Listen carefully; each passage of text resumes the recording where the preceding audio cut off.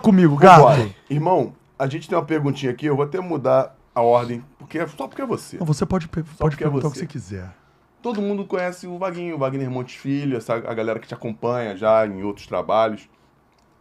Mas a gente quer saber aqui no Storycast de verdade, quem é o Wagner Montes Filho? Quem é esse cara?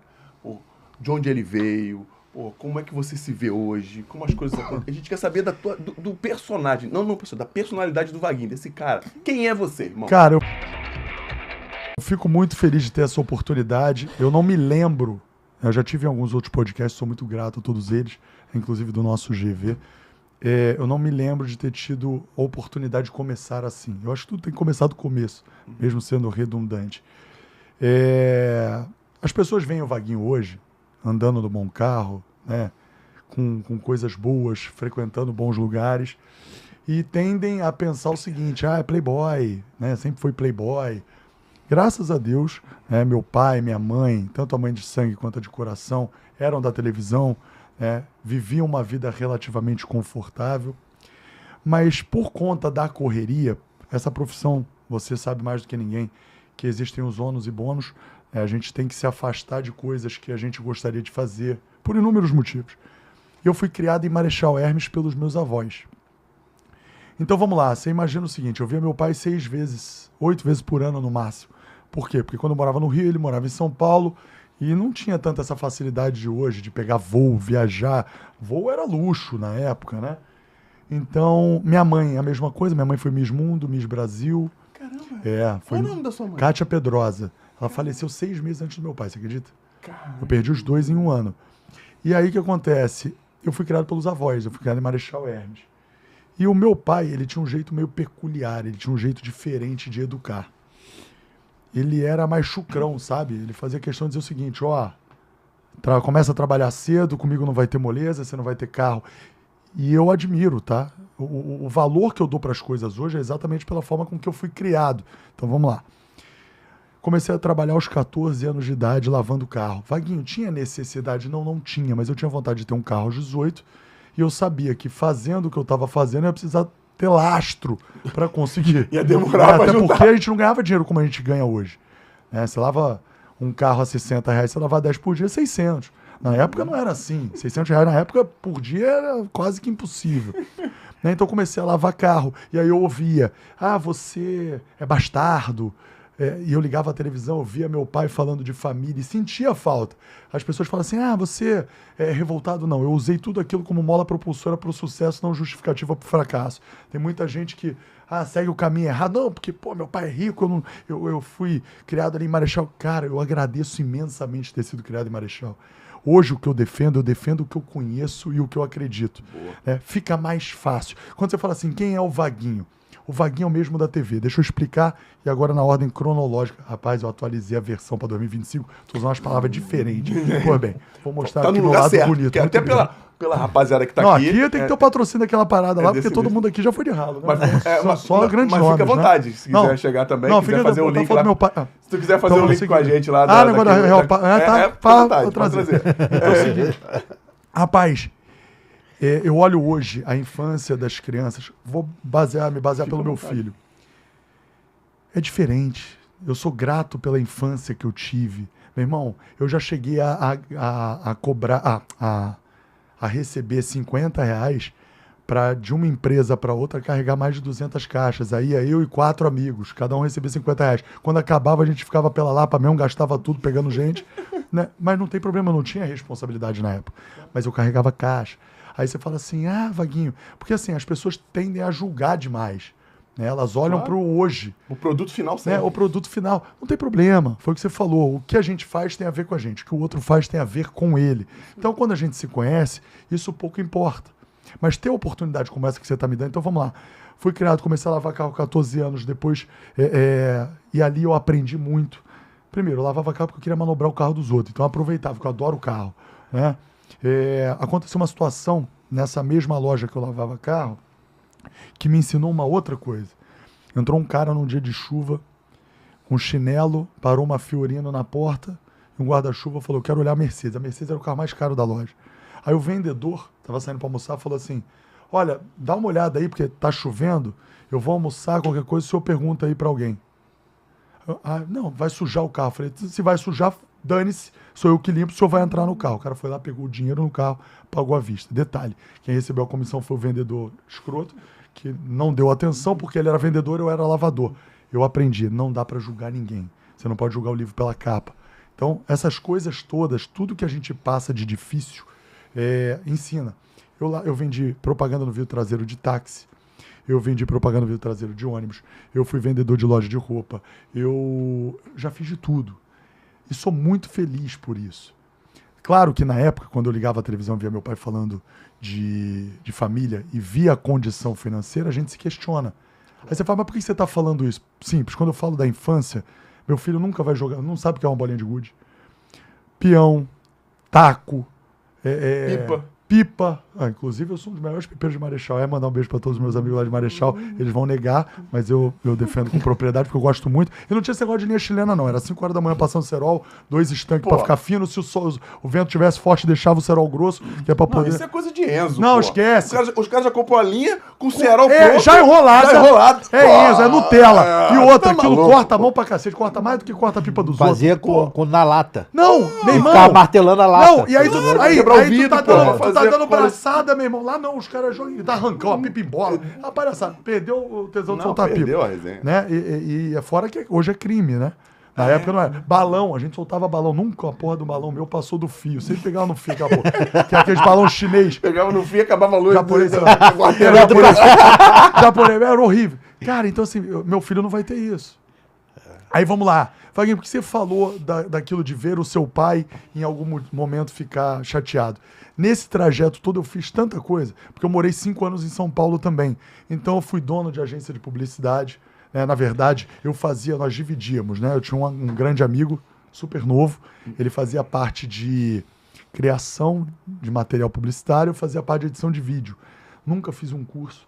Meu irmão, eu sou raizão. Repeti 3 anos, fui expulso 3 escolas. Eu tenho um histórico... Não, você me passou. Eu fiz 2. Me formei em supletivo. Só que olha só como é que são as coisas. E seja, fiz a prova de Tem seja. muita coisa em comum, cara. Não, você tá brincando? O que ele aconteceu com ele ali, de não dar, o cara não dar moral pro cara filho. que chegou pobre, aconteceu comigo. Da loja? Da loja. Porque meu pai tinha uma loja em Vilar dos Teles, que tinha um posto de gasolina e dentro do posto de gasolina tinha uma loja de móveis. E aí meu pai me botou para trabalhar já com 12, 13 anos, para arrumar uma pratinha. E eu era vendedor. E aí chegou uma senhora com vestido lá, que eu falei, essa mulher não vai comprar porra nenhuma. Eu não dei moral pra mulher. E naquela época, eu tô falando isso há 30 anos, televisão a cores era cara pra cacete, da Telefunk Sharp. Aí a mulher perguntou o preço da televisão, eu falei, mas caguei e deixei. Aí o gerente atendeu ela, educadamente, pá. Ela meteu a mão aqui na peitola, tirou uma pataca de dinheiro de um lado e meteu na outra, e eu não ganhei a comissão. É isso. Otário. A mulher tinha um bar no Morro da Mangueira. Nunca sabia. mais julguei ninguém. A gente aprende. Por isso. Cara, ela te meteu, eu falei, cara, assim, um cofre. Pô, Marechal, cara, era maravilhoso. Sabe, você corria descalço. Meu irmão, pra você ter uma noção, a tosse alérgica, essa porra tá me irritando. É o carro, filtro do ar-condicionado do carro. Tem água aí. Não tem problema. Aquele carro ruim, feioso. É o outro que eu uso. Não esquece. Né? Não, se não for pra chamar a atenção, não convida a gente. Graças a Deus, né? A gente trabalhou pra isso. Agora sim, vamos lá. Marechal a gente tinha tanta fome de pipa, pra você ter uma noção, que antigamente o pão era aquela bisnaga, né? Você botava metade com manteiga, metade com leite condensado. Era o almoço e a sobremesa. Só virava o lado do pão e comia, meu irmão. E outra, vai entender, o nosso corpo, ele se adaptava. Vamos lá, você bebia água da torneira com a mão de cerol. Meu irmão, entrava cola, entrava vidro, né? Hoje tu vai num restaurante caro, come uma carne mal passada, passa mal. O corpo ele vai afrouxando, né, com o tempo. É igual o pé. Eu andava descalço. Exato, hoje esquece. Arrancava pedaço do dedão, achava o máximo. Hoje em dia, parece que é uma dor infernal. Se tu andar aqui, vai ficar esquece. Doendo. Aí vou te falar, pra você ver que loucura, né? Até os meus 20 anos de idade, eu fui chamado de Vaguinho. Eu me aproximei do meu pai, verdadeiramente falando, aos 21. E foi uma aproximação um tanto difícil. Por quê? Porque apesar de eu ter sido criado longe dele, eu sempre fui muito parecido. Meu pai era um cara vaidoso. Então, assim, a aproximação foi lenta, foi difícil. E antes disso, eu sempre fui chamado de Vaguinho. Quando eu fui contratado, agora você vai entender o link do passado com o presente, me perguntaram, porra, teu nome é Wagner Montes. Ele falava que meu nome era o de verdade, porque eu só sou Wagner Montes. O dele era Wagner Montes dos Santos. Eu uso Wagner Montes Filho para não achar que eu tô de sacanagem, porque por várias vezes eu fui confirmar a presença em evento, aí seu nome, eu falei, Wagner Montes. Aí chegava perto, a pessoa, achei que fosse o pai, aquela cara de decepção, de tristeza. Eu cansei de ser recebido com cara de tristeza, botei o filho. Aí me perguntaram, porra, vamos fazer um trabalho assim em cima do nome? Eu falei, negativo, se for pra gostar de mim, vai ser do Vaguinho, quando eu não tinha nada, quando eu não podia oferecer nada, né? Então, assim, quem é o Vaguinho hoje? É o mesmo da TV, sabe? Talvez o Vaguinho fora das câmeras seja um pouco mais escrachado, né? Eu falo um pouco mais de palavrão, eu me divirto mais, eu grito mais, eu brinco mais, mas é a mesma pessoa. Porque a gente sabe que, apesar da gente ter a noção de que na TV você tem que ter um personagem, e o personagem está mais ligado às regras da emissora, né, ao que ao momento que a gente está vivendo, do que de fato quem a pessoa é. Por quê? Porque você tem que se segurar. Você ali não é responsável só pelo que você fala, você veste uma camisa. Apesar da Band me dar uma liberdade surreal e eu sou muito grato por isso. Até mais do que eu merecia, negócio de liberdade. Mas então, assim, quem me encontra na rua sabe que eu sou a mesma pessoa. Isso é o que torna o meu trabalho mais prazeroso. O que me dá mais tesão é saber que eu sou de verdade. Quem é de verdade sabe quem é de mentira. Nos dias de hoje, você ser honesto, fiel, gente boa, é diferencial, quando na verdade era para ser normal. Então hoje, quando eu defendo, por exemplo, eu arrisco a dizer que eu sou um dos mais combativos em relação a vagabundo. Vagabundo bom para mim é vagabundo morto. Eu defendo isso, independentemente de qualquer coisa, com eu não estou incentivando nada, é como se fosse uma metáfora. Porra, se assistir um filme antigamente, você torcia para um bonzinho, pro mocinho, não pro vilão. Hoje tem gente que torce pro vilão. Eu não, eu continuo torcendo pro mocinho. Entre a vida do polícia e a vida do vagabundo, eu quero que o vagabundo se lasque. E é bom que se for enterrado de ponta cabeça, que for cava pro fundo, que não ter chance de voltar, né? Então, assim, até o vagabundo respeita. Por quê? Porque sabe que durante 12 anos, aí depois já que eu me aproximei do meu pai, eu frequentei comunidade para ajudar meu pai. Aí, na época, um calor danado, trabalhando mais do que muita gente que ganhava para trabalhar lá com ele, não sei o quê. Também reclamei por diversas vezes, agora você vê. Toda vez que eu ia numa comunidade, eu ouvia as pessoas, eu era recebido com carinho. Quando você ouve, você entende, você conhece, você aprende. Então, um bom jornalista é aquele cara que está disposto a ouvir. As pessoas são como livros. Aprendi isso com o Donola, né? É um grande mentor. Já teve aqui o Donola. Eu tô onde eu tô graças a ele, porque ele foi quem me fez ali um coach diário. Ele ia lançar o curso no ano seguinte, eu falei, negativo, acabei de ser contratado, irmão. Tu vai lançar o curso agora. Ele sabe, gratidão não prescreve. Então, assim, vagabundo respeita porque sabe que a gente defende com propriedade. Eu não tento parecer inteligente. Eu tento ser o mais normal. Porque não adianta, eu tô ali, eu tenho que fazer a pessoa me entender. Pô, tem o vocabulário do Vaguinho, pô, tem uma porrada de palavra que nem existe, que eu falo, mas faz sentido. Na hora que eu falo, faz sentido. Entendi. Então, assim, se você é de verdade, você se permite brincar com o teu erro. Eu fui repórter antes de ser apresentador. Qual é a vantagem disso? Você sabe as dificuldades, você nunca vai criticar um repórter. Até porque o cara tá ali trabalhando, o cara ou a menina tá ali trabalhando, buscando a mesma coisa que a gente. Fazer o trabalho bem feito e receber por isso. Ninguém erra de propósito. Claro que não. Então, assim, se você não entender, se você não tiver esse feeling, como tem uma porrada de apresentador babaca, e eu falo com a maior tranquilidade do mundo, que faz questão de esculachar coisas bobas, sabe? É tudo tão simples, a vida é tão simples, irmão, a gente que dificulta. Então, cara, quando eu falo assim, eu não sou mais experiente, eu sou mais feliz, é por isso. O Vaguinho é um cara, hoje, extremamente feliz, extremamente satisfeito e muito grato. Acho que gratidão não prescreve. Eu tenho isso tatuado no corpo, inclusive. Tenho 2 frases que meu pai me ensinou e que eu levo como tema. Que a paz se prepara para a guerra. Isso é muito importante. A decepção é proporcional à expectativa.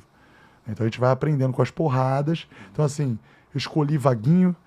Muita gente na época, porra, mas Vaguinho. Porra, quando você tiver velho? Porra, quando eu tiver velho, o garotinho que é garotinha é bom pra cacete. Tem muitos outros aí. Então, assim, as pessoas têm que parar com isso.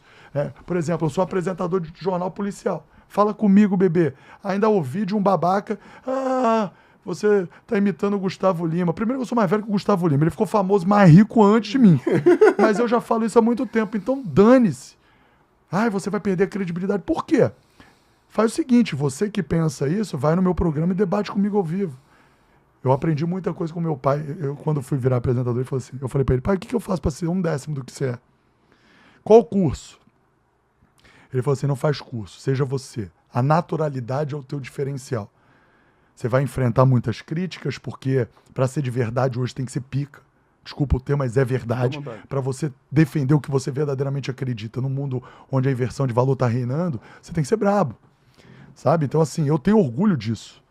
E eu aprendi com o melhor. Eu tive um professor dentro de casa. Nos últimos 12 anos da minha vida, da vida dele, a gente esteve tão próximo que ele falava, tem entrevista dele no YouTube dizendo assim, porra, grudento pra cacete. Eu acho que ele tá tentando matar a saudade dos outros 22 anos, né? Cara. E a vida ela vai se desenhando por algum motivo. A gente não entende. Mas vamos lá. Ele falava pra mim, não, você só vai pra TV se for pra TV, porque ele não dava essa moral, ele não queria. Não é que ele não queria. Se dependesse dele, ele era um cara que ele não gostava de elogiar pra mim. Ele falava que eu era bom pros outros.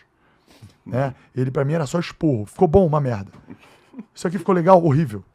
E realmente. Quando tomava esporro, tu sabia que tava certo. Exatamente, mas eu sinto falta, cara. Assim também. Eu sinto falta. Então, assim, fui contratado 1 ano depois que ele morreu. Então, todo esse trajeto, a distância, o conhecimento, as coisas que eu aprendi e a forma com que ele me tratou fez o homem que eu sou hoje. Entendi. É muito louco, assim. Claro. Eu não tô falando de religião, tô falando de fé. Claro, não, isso é Você tem que acreditar, deixa Deus ser Deus e faz a tua parte. É o mínimo que tu pode fazer, né? Não transferir a responsabilidade. E hoje tá todo mundo transferindo a responsabilidade de absolutamente tudo. De tudo. Eu falo pra cacete. Não, por favor, a ideia é essa, tá?